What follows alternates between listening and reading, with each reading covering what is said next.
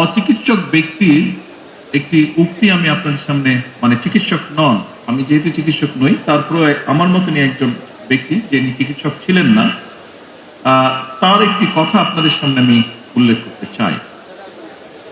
আপনারা অনেকেই হয়তো তার নামের সাথে পরিচিত আছেন। এই ব্যক্তিটির নাম হচ্ছে টমাস এডিসন।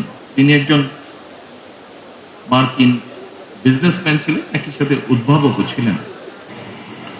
উনি একটি কথা বলেছিলেন। কথাটি হচ্ছে,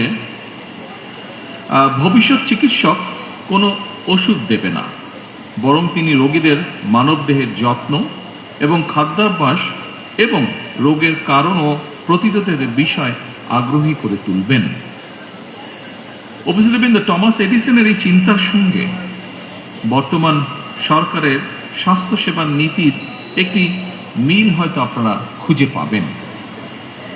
চিকিৎসা সেবার ক্ষেত্রে বর্তমান সরকারের নীতি হচ্ছে prevention is better then cure. বর্তমান সরকার মনে করে মানুষকে যদি শুরুতেই রোগের উৎপত্তির কারণ এবং প্রতিকার সম্পর্কে সচেতন করা যায়, তাহলে খুব সম্ভবত সহজেই অনেক রোগেরই নিরাময় করা সম্ভব। এই প্র্যাকটিসটি ইউরোপে এখন ধীরে ধীরে শুরু হয়েছে। বর্তমান সরকার নতুন করে, আপনারা এর মধ্যেই শুনেছেন যে এই ব্যবস্থাটা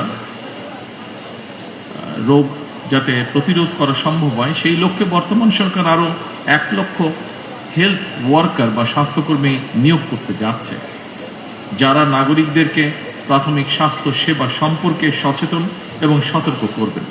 তবে হেলথ ওয়ার্কার বা স্বাস্থ্যকর্মীদেরকে যথাযথভাবে প্রশিক্ষণ করার ক্ষেত্রে অবশ্যই চিকিৎসক বৃন্দকে নেতৃত্ব দিতে হবে।